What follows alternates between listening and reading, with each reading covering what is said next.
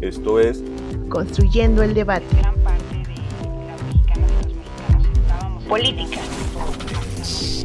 periodismo, movimientos sociales, cultura. Opina, argumenta, analiza. Un espacio que se construye con tu participación. Esto es Construyendo el debate.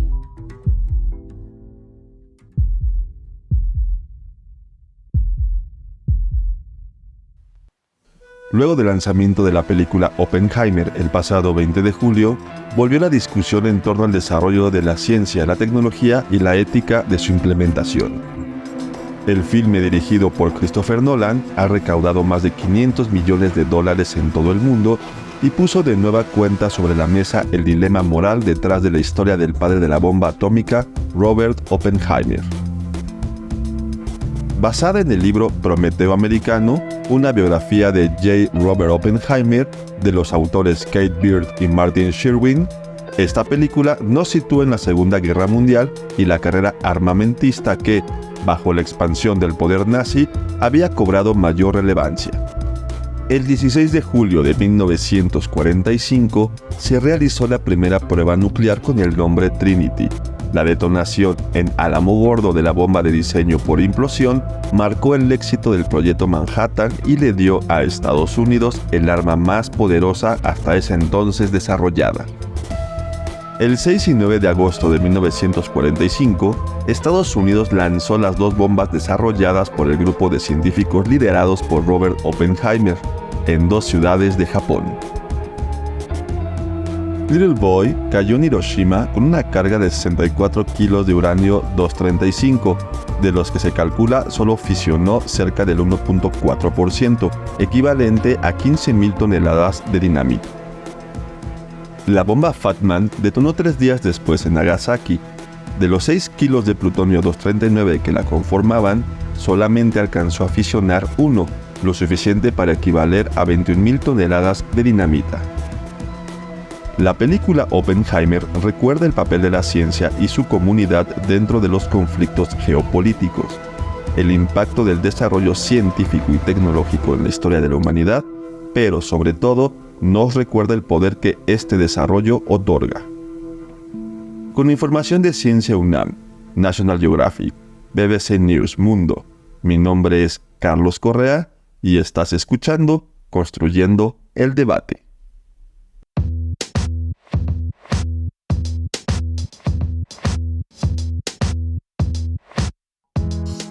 Muy buenas noches, les saluda Mariel Cabello, esto es Construyendo el Debate, el podcast de la Facultad de Ciencias Políticas y Sociales de la UNAM que podrán escuchar todos los lunes en punto de las 8 de la noche.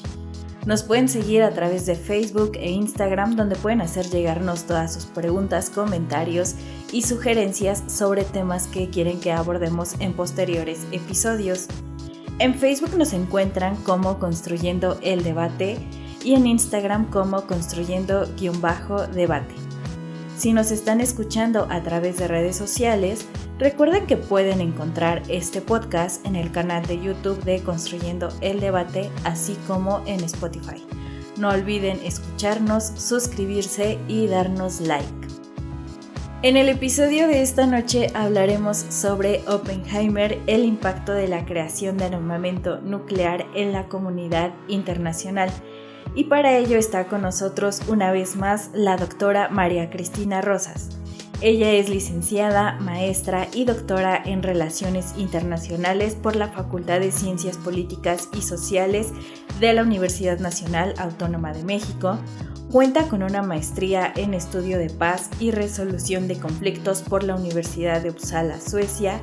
Asimismo, también es doctora en Estudios Latinoamericanos por nuestra facultad, en donde también es profesora de carrera de tiempo completo. Doctora María Cristina, muy buenas noches, gracias por estar con nosotros en un episodio más de Construyendo el Debate. Buenas noches, saludo con mucho gusto a Mariel Cabello aquí en Construyendo el Debate y agradezco la gentil invitación que me han hecho. La primera pregunta que le quiero hacer, doctora, es ¿En qué contexto geopolítico se llevó a cabo el proyecto Manhattan y qué llevó a Oppenheimer a encabezarlo? El contexto en el que el proyecto Manhattan se llevó a cabo es el de la Segunda Guerra Mundial, donde se confrontan por un lado los países del eje, Berlín, Roma, Tokio, Alemania, Italia, Japón y otros más. Hungría, por ejemplo, fue aliado de los países del eje, contra los países aliados, Estados Unidos, la Unión Soviética, el Reino Unido y claro, México cuando ingresa a la Segunda Guerra Mundial lo hace ciertamente del lado de los aliados. En la Segunda Guerra Mundial se desarrollaron diversas actividades bélicas e investigaciones, por ejemplo, para desarrollar o perfeccionar armas biológicas, químicas y, por supuesto, se desarrolló el arma nuclear. La manera de desarrollar la bomba atómica variaba en el sentido de que había investigaciones tanto en Alemania como en la Unión Soviética como en Estados Unidos. Además, había connotados investigadores respecto a las características del átomo, la liberación de energía de manera controlada, que ese era el quid, digamos, de un proyecto para desarrollar armas nucleares, que se pudiera hacer la detonación y se le pudiera controlar para evitar una hecatombe, para evitar que se produjera una reacción en cadena descontrolada, tema que se aborda en la película Oppenheimer. Y en realidad intervinieron muchos investigadores. Hay, por supuesto, una competencia por lograr el desarrollo de la bomba y, digamos, la competencia más importante es entre Alemania, Estados Unidos y la Unión Soviética. El personaje de la película de Christopher Nolan, Oppenheimer, es un personaje fascinante porque él era un científico, él hacía teorías sobre el comportamiento de la energía atómica y hacía una serie de cálculos y estimaciones que atrajeron la atención del gobierno de Estados Unidos y por eso él fue puesto al frente del proyecto Manhattan. Él exigió varias condiciones para hacer esto, estar al frente del proyecto por supuesto, pero también desarrollarlo en una región de Nuevo México, en Álamo Gordo, una zona desértica donde fueron llevados diversos científicos, sus familias, esto para poder atraer a la mano de obra o más bien al personal intelectual más calificado de la época para que pudiera contribuir al desarrollo del proyecto Manhattan. Hay figuras clave, obviamente, en la historia de la bomba atómica, como Einstein, otro teórico. Está también Edward Teller, el creador de la bomba de hidrógeno. Él aparece brevemente en la película de Oppenheimer, pero es un personaje muy interesante que quiere llevar más allá de la investigación que ha hecho Oppenheimer, el desarrollo de una nueva bomba más destructiva, como lo es la bomba de hidrógeno. El propósito entonces de tener un arma tan destructiva era darle ventajas políticas a quien la desarrollara primero.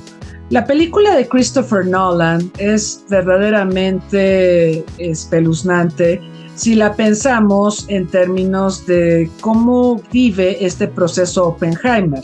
La película está basada en un libro que se llama El Prometeo Americano, American Prometheus, y en ella se cuenta la vida de Oppenheimer y lo torturado que él estaba después del desarrollo del proyecto Manhattan, al ver cómo sus cálculos, su investigación llevó a la destrucción de ciudades como Hiroshima y Nagasaki. Él, por cierto, en un primer momento estaba a favor de usar la bomba atómica porque él partía de esta creencia muy extendida en la élite política estadounidense de que usar la bomba permitiría terminar de una manera más rápida la Segunda Guerra Mundial. Hay un historiador que me gustaría recomendar a la audiencia, que es Gabriel Kolko. Él tiene un libro formidable que se llama Políticas de Guerra. Y el Kolko nos cuenta los entretelones de lo que fue la Segunda Guerra Mundial y cómo se gestionaron los encuentros entre los llamados tres grandes, que en un primer momento fueron el presidente de Estados Unidos Roosevelt, el líder soviético Stalin y el primer ministro británico Churchill. Cuando muere Roosevelt, su lugar es tomado por Truman, y de hecho Truman es el que asiste a la conferencia de Potsdam en Alemania, una vez que se logró la victoria sobre este país en Europa, en la contienda bélica, y nos cuentan que ahí Truman le informó a Stalin que poseía una arma muy destructiva y que la emplearía contra Japón. Gabriel Kolko nos cuenta que Japón estaba negociando su rendición y que había mantenido contactos con la Unión Soviética para pactar las condiciones de la rendición ante los aliados. Seguramente esto lo sabía Estados Unidos, y seguramente la razón por la que Estados Unidos decide finalmente emplear la bomba atómica contra un país que era inminente que se iba a rendir es porque quería mandar una señal política a través del efecto demostrativo que tiene la destrucción de las ciudades de Hiroshima y Nagasaki el 6 y el 9 de agosto de 1945. El destinatario del mensaje, por supuesto, es la Unión Soviética, porque ya en Potsdam, si no es que antes, se había ventilado que había una rivalidad creciente entre Estados Unidos y la URSS. Y esto porque, hay que recordar, la Unión Soviética tuvo que cargar con el peso de la contienda la mayor parte del tiempo. Stalin resistió gracias a un esfuerzo heroico del pueblo soviético la embestida alemana. Alemania abrió dos frentes, el frente oriental contra la Unión Soviética y el frente occidental contra Francia, Inglaterra, etcétera, todos los países de Europa occidental. En este sentido, la maniobra más importante para Hitler era justamente controlar la Unión Soviética, y la Unión Soviética defendió el territorio a sangre y fuego y pagó con sangre, obviamente, esta defensa. Tenemos noticias, según historiadores, las cifras varían, por supuesto, pero se habla de que 1 de cada 3 fallecidos en la Segunda Guerra Mundial era soviético. Entonces esto les puede dar una idea del costo que tuvo que pagar la URSS en vidas, ahora sí que a sangre y fuego, en la Segunda Guerra Mundial. Y eso lo cobró Stalin en las conferencias que sostuvo con sus aliados, y una parte de este cobro fue justamente quedarse con la mitad de Europa. Entonces, como Estados Unidos y Gran Bretaña no estaban muy de acuerdo con la entrega de la mitad de Europa a Stalin, y temían que Stalin buscara expansionar aún más su dominio en otras regiones del mundo, seguramente Estados Unidos, Truman, decide usar la bomba atómica para enviarle un mensaje a Stalin y decirle: tengo esta bomba, no te metas conmigo, no afectes al mundo libre y estate quieto. Para sorpresa de Estados Unidos, la Unión Soviética tenía muy avanzado el programa de investigación nuclear, de manera que en 1949 se convierte en potencia nuclear, y ahí la Unión Soviética logra la paridad estratégica, algo que los estadounidenses no creían que pudiera suceder. De hecho, en la película Oppenheimer, si ustedes recuerdan la narrativa, hay una parte donde alguien le comenta a Oppenheimer que la Unión Soviética nunca va a lograr tener la bomba atómica. Y esto habla de una prepotencia de la clase política estadounidense, pensando que Estados Unidos es excepcional y lo que tiene él nadie más lo puede tener. La realidad de las cosas es que en la Unión Soviética, incluso desde la época zarista, se había impulsado mucho el estudio de la física, de las matemáticas, y esto había contribuido a contar con una masa crítica intelectual que ayudó al desarrollo eventualmente de la bomba.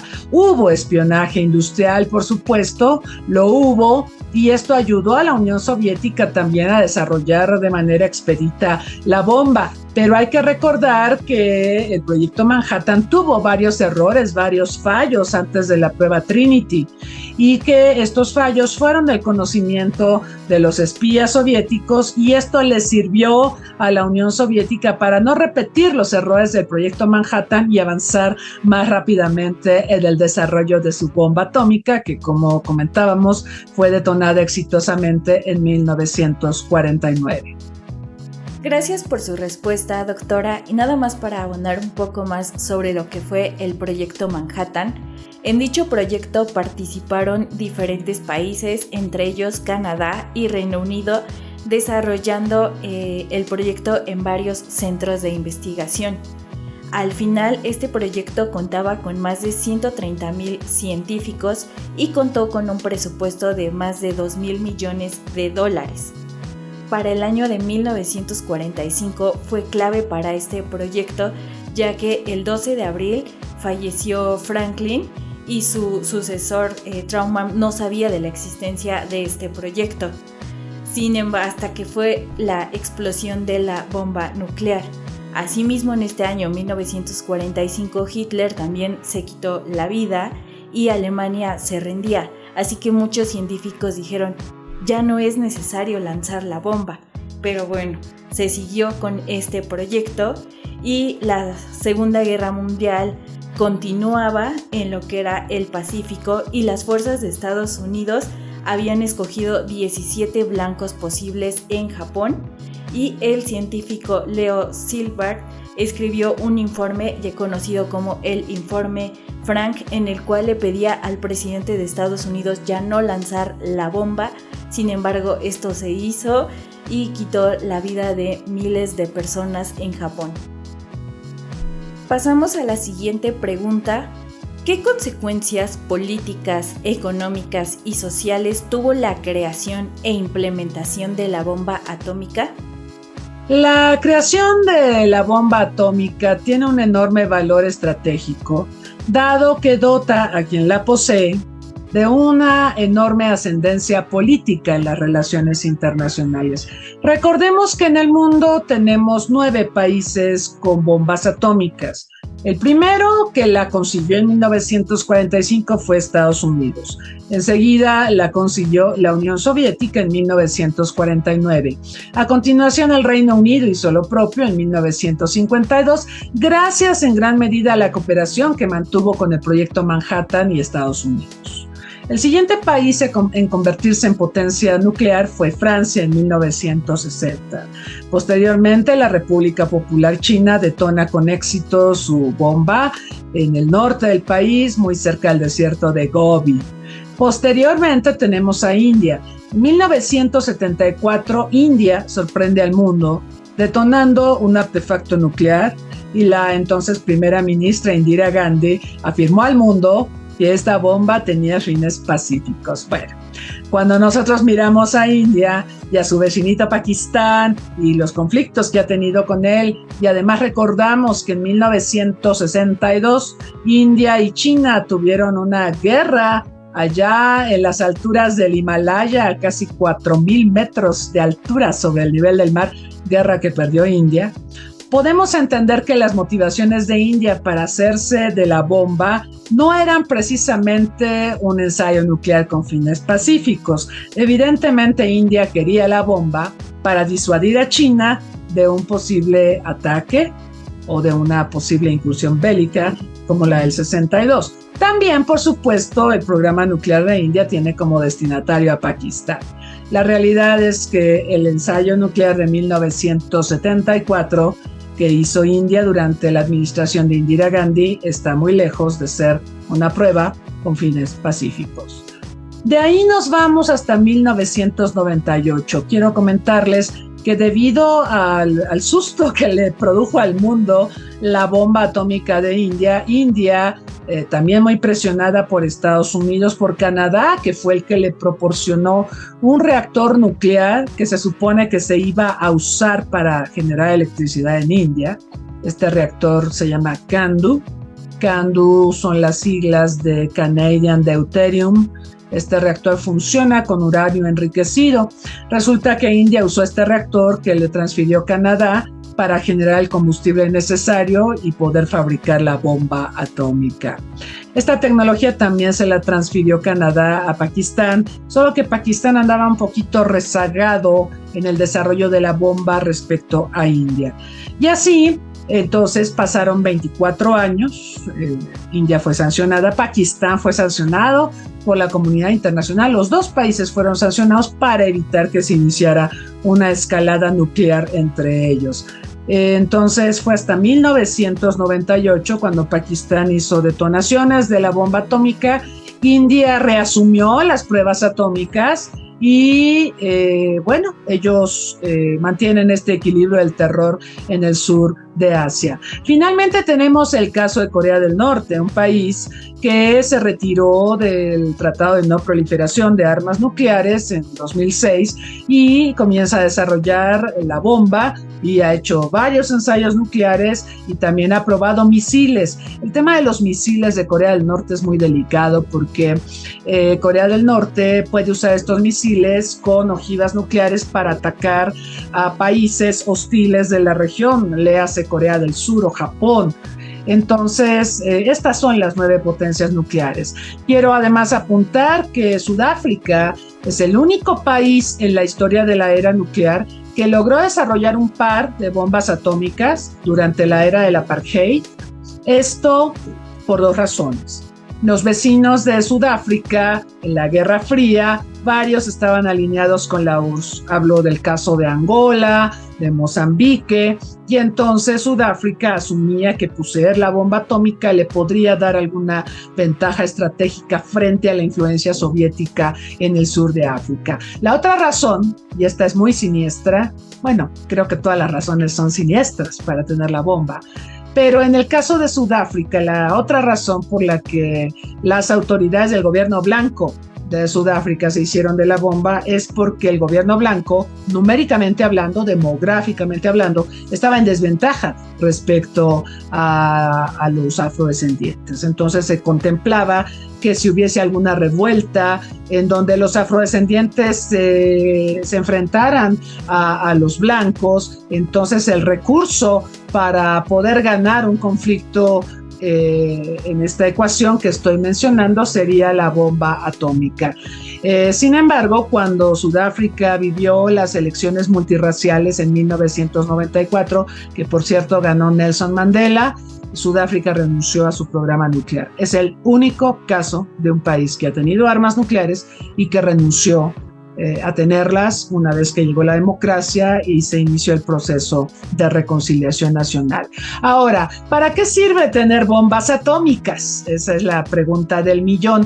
Miren, tanto Estados Unidos como Rusia ahora, o la Unión Soviética en los tiempos de la Guerra Fría, tenían suficientes bombas atómicas o más que eso para destruir varios miles de veces al mundo.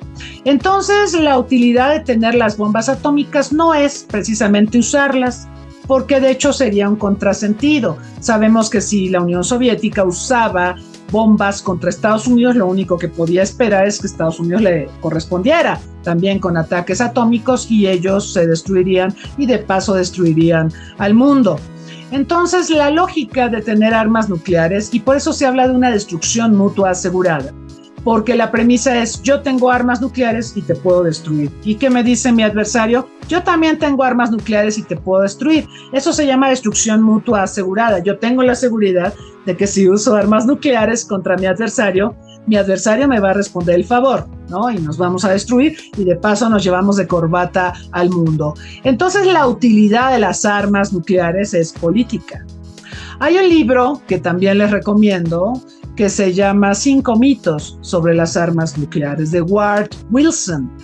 En este libro, Ward Wilson, en un tono muy irónico, mordaz y sarcástico, afirma que si Francia no tuviera armas nucleares, seguramente sería un país fantástico por su gastronomía, por su infraestructura turística, sus museos y sus grandes vinos. Pero hasta ahí. Lo que hace a Francia destacar en las relaciones internacionales es la posesión de armas nucleares. Así que piénsenlo, el poseer armas nucleares no está pensado propiamente para usarlas, sino para dotar de un estatus a quien las tiene. Usarlas sería impensable, simplemente porque hacerlo llevaría a la destrucción del mundo, tanto del que las posee como de todos los demás. Gracias por su respuesta, doctora. Nada más 2 puntos que me gustaría rescatar. Lo que fue en el ámbito social, pues nadie conocía cuál era el efecto que iba a tener la bomba atómica, y en cuanto a la radiación también al menos 200,000 millones de personas murieron a causa de la radiación. Hablando acerca de los sobrevivientes, pues estos comenzaron a desarrollar cáncer, y lo que fue el agua, el aire y la tierra se empezaron a contaminar.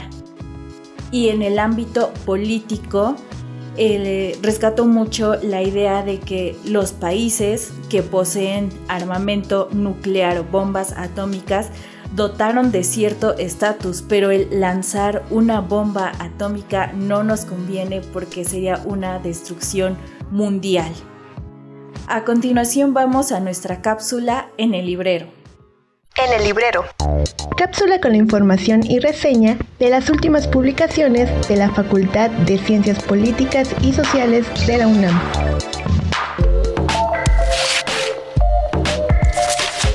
¿Alguna vez te has preguntado cómo se puede cambiar el rumbo que se ha presentado con respecto a las políticas internacionales en el mundo?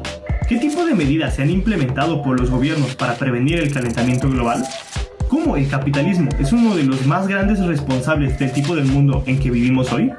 Estas y otras preguntas son resueltas dentro del libro titulado Prospectiva de la Política Internacional, el Medio Ambiente y Derechos Humanos, desarrollado por alumnos de la carrera de Relaciones Internacionales de la UNAM.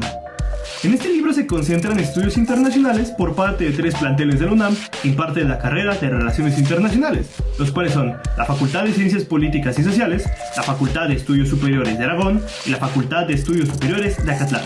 Con esto, se puede observar que el libro es una colectiva e innovadora reflexión académica multidisciplinaria por parte de la UNAM. El libro comienza con el capítulo titulado ¿Desarrollo para quién?, y es dirigido por la profesora Carla Cecilia Ramírez.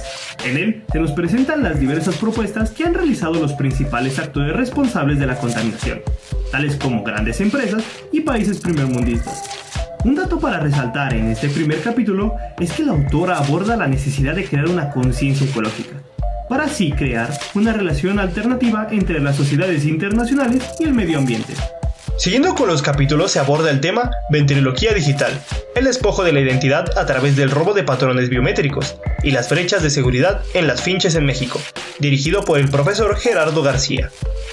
En este capítulo se muestra cómo el desarrollo tecnológico ha influido en aspectos de nuestra vida, generando que incluso operaciones privadas, como las bancarias, sean atendidas en su mayoría por tecnología, reemplazando así a los sistemas anteriores. Ya para finalizar, el capítulo titulado De la violencia estructural al derecho a la ciudad, dirigido por el profesor Josué Trejo y apoyado por los profesores Tania Zárate, Diego Quiroga, Carlos Martínez y Alejandra Certuche. Los autores nos dejan ver cómo el derecho a la ciudad se ha visto manchado por los excesos de violencia estructural, desigualdades, marginación, entre otras cosas, reflejando un deterioro en la calidad de vida de nuestro país. Recuerda que puedes adquirir esta publicación en el Departamento de Publicaciones de la Facultad, ubicada en el edificio G, planta baja, o en la librería de la Facultad, ubicada en la planta baja del edificio C, a un costado de la cafetería. O también puedes escribir al correo electrónico suscripciones@politicas.unam.mx para mayores informes de esta y otras publicaciones de tu interés. Mi nombre es Alan Romero García y estás escuchando Construyendo el Debate. Hasta la próxima.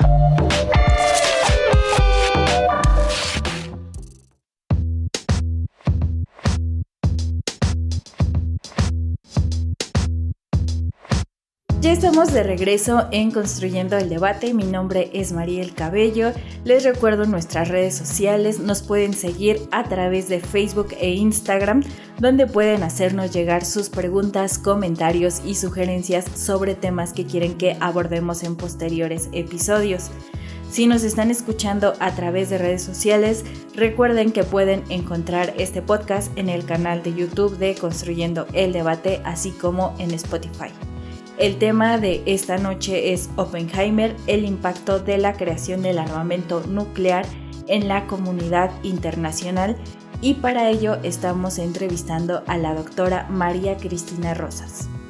Para continuar con esta conversación, me permito preguntarle, doctora, posterior a la detonación de la bomba atómica en las provincias de Japón y el reconocimiento de la magnitud del arma, ¿cuál fue el papel político y diplomático de Robert Oppenheimer frente a la creación de armas de destrucción masiva? Fíjense que esta película de Christopher Nolan es verdaderamente una joya, porque documenta algo que sabemos que ocurre, pero es raro verlo en una película. Normalmente pensamos en las películas como ficción, ¿cierto? Y bueno, Christopher Nolan nos ha regalado grandes producciones cinematográficas. Yo personalmente me declaro fan de este personaje y les puedo decir que, bueno, de la filmografía de él, además del famoso Batman, de la trilogía de Batman, hay películas como Insomnia o Memento que me parecen extraordinarias, pero creo que toda esa filmografía previa viene a cuajar aquí en Oppenheimer, porque en esta película se nos presenta el drama de un personaje que está casado con la ciencia, que está consciente de que está desarrollando un arma que inicialmente él concebía como el arma para poner fin a la guerra, y luego se dio cuenta de que él se había convertido en el destructor de mundos. Oppenheimer, el destructor de mundos. Hay varias referencias en la película a este sentir de Oppenheimer. Oppenheimer, de hecho, por haber desarrollado el proyecto Manhattan o por haber estado al frente de este exitoso proyecto, logró una fuerte ascendencia en la alta política estadounidense. Ustedes seguramente lo saben, la relación entre científicos y políticos es difícil, porque los científicos normalmente hacemos cálculos, hacemos estimaciones, y si nos equivocamos, bueno, no pasa de que nos digan te equivocaste y metiste la pata y muy mal por ti. Pero si el político se equivoca, caray, pues ahí van de por medio vidas y hay costos verdaderamente dramáticos.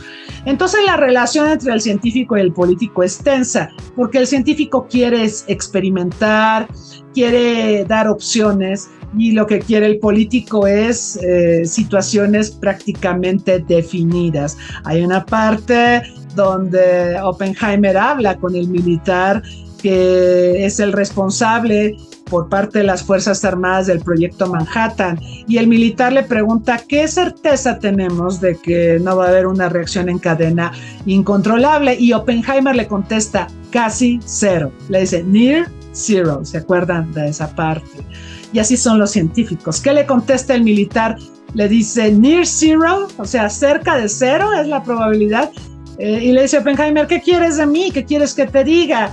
Y le responde el militar, quiero que me digas que la probabilidad es cero sería mejor. Entonces, ese diálogo muestra el conflicto de intereses que hay entre la comunidad científica y obviamente los tomadores de decisiones. Oppenheimer, por supuesto, se convirtió en una estrella de la comunidad científica en las altas esferas políticas de Estados Unidos. Y a continuación viene el tema de que después de la victoria sobre Japón y el fin de la Segunda Guerra Mundial, hay que continuar adelante con el desarrollo de sistemas de armamento más sofisticados y más destructivos que la bomba o las bombas que se arrojaron sobre Hiroshima y Nagasaki después de la prueba Trinity. Y entonces aquí viene un conflicto entre Oppenheimer y Teller. Teller es el padre de la bomba de hidrógeno. Oppenheimer inicialmente no manifestaba interés en la bomba de hidrógeno. Él pensaba que invertir en la bomba de hidrógeno podría retardar el desarrollo de la bomba atómica de la prueba Trinity. Entonces se opuso en un primer momento, pero la realidad es que Oppenheimer, después de lo que pasó en Hiroshima y Nagasaki, empezó a tener estos remordimientos y esta visión de que él era el destructor del mundo. Y de hecho, en su encuentro con Truman, él se dirige al presidente de Estados Unidos diciéndole, mis manos están manchadas de sangre. ¿Y qué le dice Truman? Le dice, ¿tú crees que se van a acordar de ti? se van a acordar de mí, yo fui el que dio la orden de arrojar las bombas sobre Hiroshima y Nagasaki. Y en este sentido vemos otro encontronazo entre el científico Oppenheimer y el político Truman. Al final de este encuentro, Truman le dice al ministro de Exteriores: no me vuelvas a traer a esta niñita llorona, ¿no? Entonces ahí vemos varios encontronazos.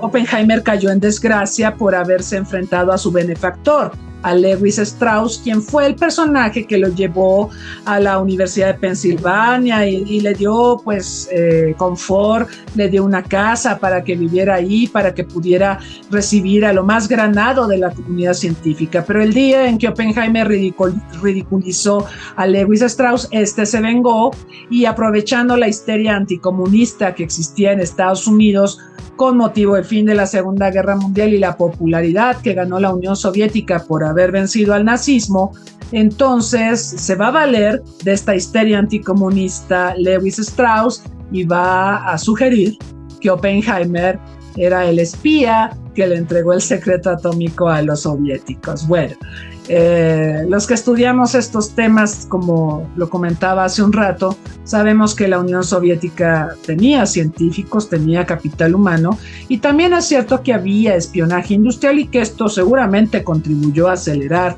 la producción de la bomba atómica soviética, pero no es que los soviéticos no supieran sumar ni restar, como era la visión que se tenía de ellos en Estados Unidos. Así que Oppenheimer cae en desgracia en la época del macartismo.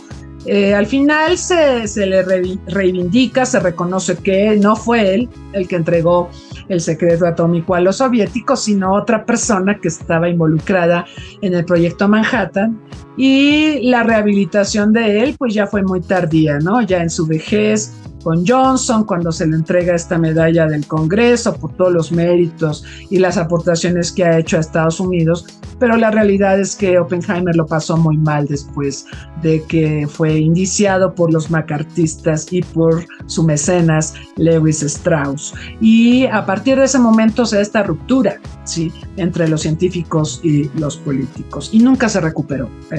Eso es muy importante marcarlo. Oppenheimer llegó a tener una fuerte ascendencia en los tomadores de decisiones de Estados Unidos, pero cuando lo satanizaron y lo quisieron señalar como la persona que le entregó el secreto atómico a los soviéticos, en ese momento, con la investigación que se le hizo, cayó en desgracia y se rompe, obviamente, la relación entre políticos y científicos. Y quizá por eso Estados Unidos ha tomado tan malas decisiones que se relacionan obviamente con sistemas de armamento, porque desoye la opinión especializada de los científicos. Y eso es algo que ocurrió desde Oppenheimer y que lamentablemente se mantiene al día de hoy. Gracias por su respuesta, doctora. Y para hablar un poco más acerca de quién fue Oppenheimer, él fue considerado como el hombre que contribuyó a poner fin a la Segunda Guerra Mundial. Sin embargo, también tuvo un enorme dilema moral, ya que él no sabía las repercusiones que iba a tener la bomba atómica. Y también tuvo que hacer frente a acusaciones, ya que Estados Unidos lo acusaba de ser comunista, por lo que fue llevado ante la justicia. Y en 1953 fue acusado de haber mantenido vínculos con el comunismo y haber protegido a sospechosos de serlo. Y aunque las acusaciones no pudieron ser probadas, le retiraron toda protección y seguridad. Por último, y para terminar con el episodio de esta noche, le pregunto, doctora, durante la Segunda Guerra Mundial, Estados Unidos y la URSS fueron aliados contra la Alemania nazi. Sin embargo, la competencia científica entre estas naciones jugó un papel muy importante para el periodo de posguerra. Desde su punto de vista, ¿cuál fue el verdadero impacto de este desarrollo científico y tecnológico para la comunidad internacional? Miren, yo francamente pienso que la ciencia tiene usos duales. La ciencia, el avance científico, nos puede ayudar a resolver un montón de problemas de la vida cotidiana de las sociedades, pero también la ciencia puede llevar a la destrucción de las sociedades. Entonces la ciencia tiene aplicaciones duales. Depende de quién tome las decisiones. La comunidad científica seguramente pensará más en las aplicaciones civiles y los tomadores de decisiones y personas como las del complejo militar industrial estadounidense pensarán más en las aplicaciones bélicas. Pero miren, la realidad es que hay una delgada línea que separa los usos bélicos de los usos pacíficos. La energía nuclear, por ejemplo, puede ser usada para generar electricidad.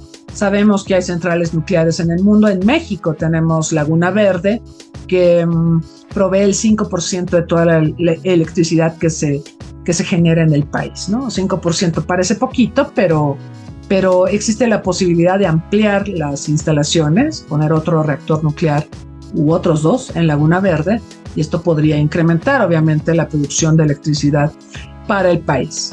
Tenemos muchas centrales nucleares en el mundo.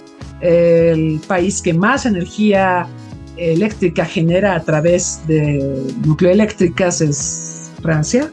Francia genera 3/4 partes de su electricidad a través de la energía nuclear. Ucrania genera el 50%. Tenemos a Corea del Sur y Japón como 2 países que también emplean a la energía nuclear de manera sustancial para generar electricidad.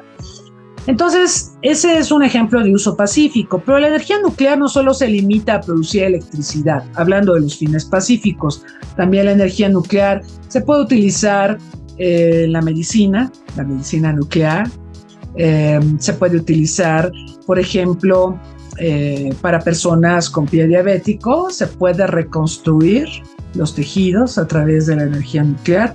Estas son algunas de las aplicaciones científicas que tiene.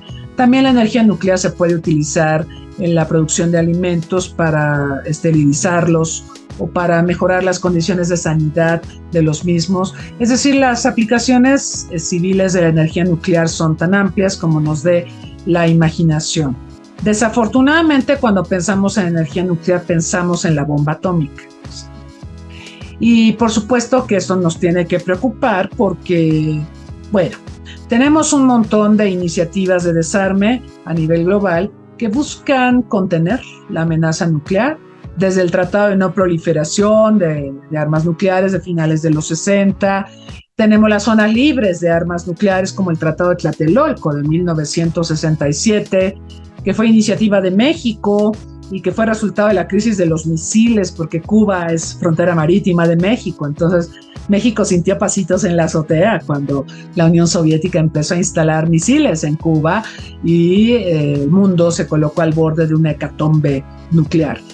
Obviamente el primer país afectado detrás de Estados Unidos ante esta situación sería México. Por eso don Alfonso García Robles, premio Nobel de la Paz, nuestro único premio Nobel de la Paz, trabajó arduamente para crear la primera zona habitada libre de armas nucleares, y así nació el Tratado de Tlatelolco, que inspiró obviamente a otras zonas libres de armas nucleares como la del Pacífico Sur, la de Rarotonga, la del Tratado de Bangkok en el en el sureste de Asia, el Tratado de Pelindaba para hacer de África una zona libre de armas nucleares. Por cierto, Pelindaba es la región donde Sudáfrica desarrolló su programa nuclear. Tenemos también el Tratado de Semipalatinsk, para hacer de Asia Central una zona libre de armas nucleares, y además hay países que se han proclamado libres, esto lo han hecho a título propio, sin que medie ningún tratado internacional, se han proclamado libres de armas nucleares como Mongolia, Austria y Nueva Zelanda. Y aparte hay muchas municipalidades en todo el mundo que se han proclamado libres de armas nucleares, las hay en Estados Unidos, en Rusia, en Italia, en Francia, etcétera. La realidad es que hay un sentir antinuclear importante en el mundo, y cada 6 de agosto, que es cuando hace años, en 1945, Estados Unidos arrojó la primera bomba atómica en una zona densamente habitada como lo era Hiroshima.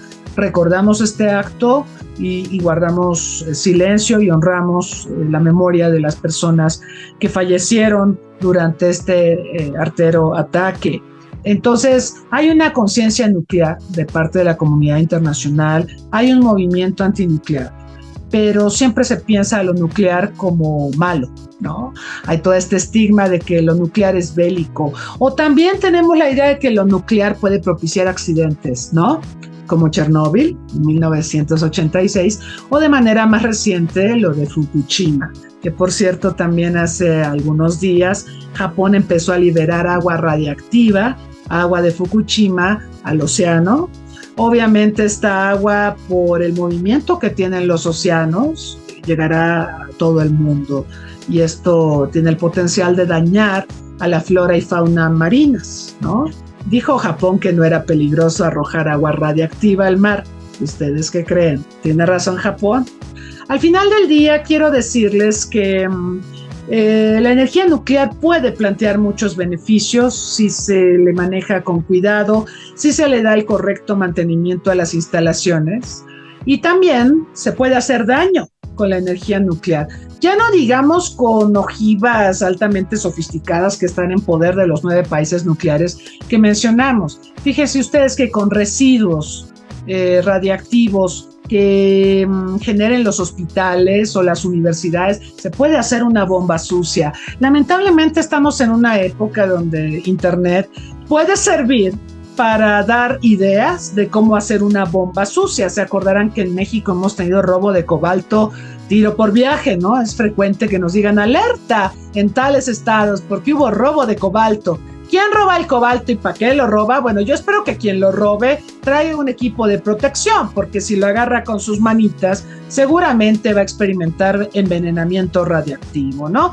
Pero sí tenemos que pensar en que necesitamos trabajar en condiciones de seguridad. Si tenemos materiales nucleares, resultado, por ejemplo, del enriquecimiento o de procesos industriales y demás, debemos manejar los residuos con mucho cuidado y protegerlos de posibles intrusiones, porque, como les decía, en Internet nos dicen claramente cómo hacer una bomba sucia o cómo hacer un arma biológica o un arma química. La información fluye y la información puede llegar a buenas manos que tienen la curiosidad científica para saber cómo se hace una bomba sucia, no necesariamente para fabricarla, pero también esta información puede llegar a intereses mezquinos o personas que quieran hacer daño y que la van a utilizar para hacer una bomba sucia y para causar estragos en determinados objetivos. Así que yo los invito a indagar más sobre la era nuclear, sobre los usos duales de la energía nuclear, sus usos bélicos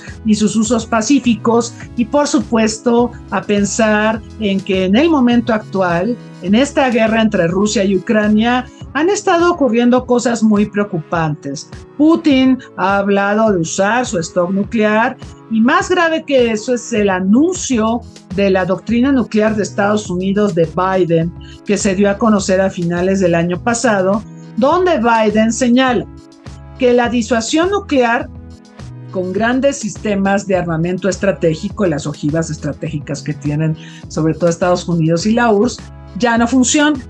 O sea, ya a Estados Unidos no lo disuade el arsenal nuclear de Rusia, y dice Biden, tampoco a Rusia le disuade el arsenal nuclear de Estados Unidos. Por lo tanto, tenemos que explorar nuevas armas nucleares. ¿Qué tal? ¿Cómo ven?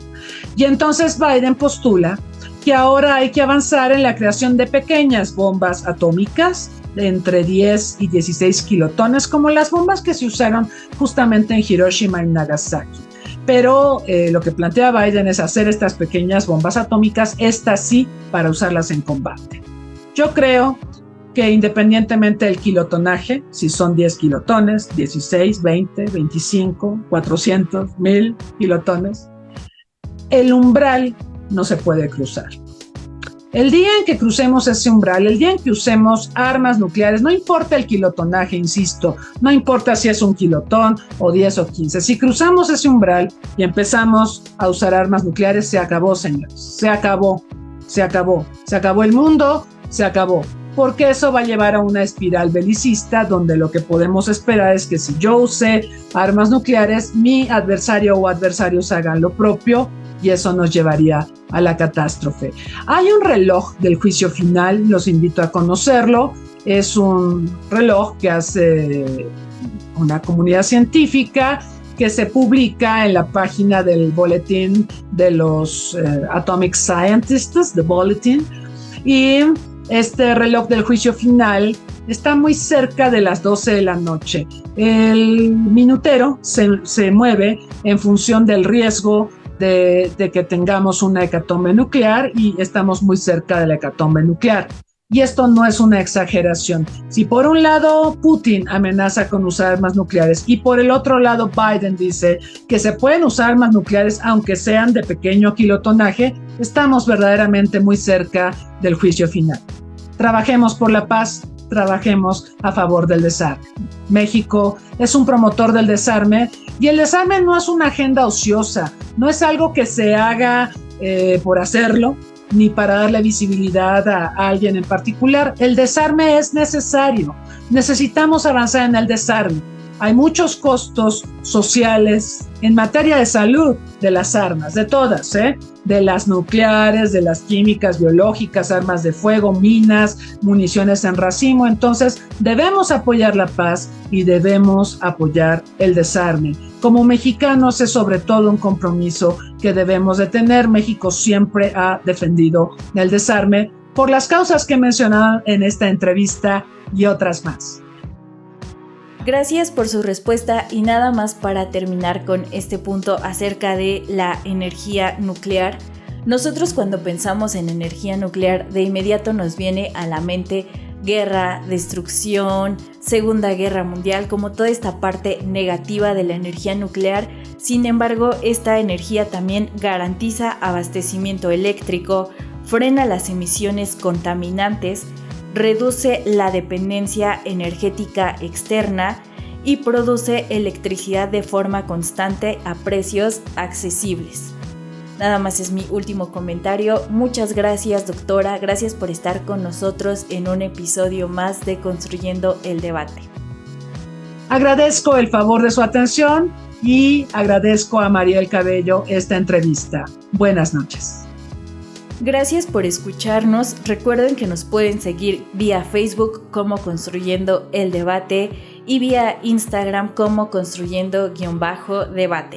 Y pueden escuchar los episodios pasados en nuestro canal de YouTube y de Spotify de Construyendo el Debate, así como en la página Cultura con Polacas que pueden encontrar en el sitio web de nuestra facultad.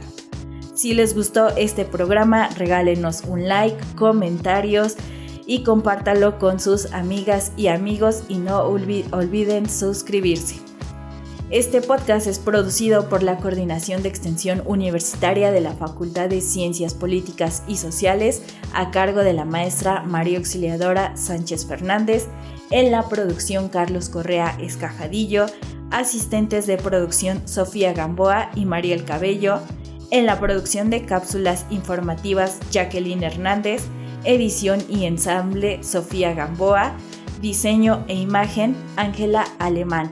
Se despide de ustedes Mariel Cabello. Muy buenas noches.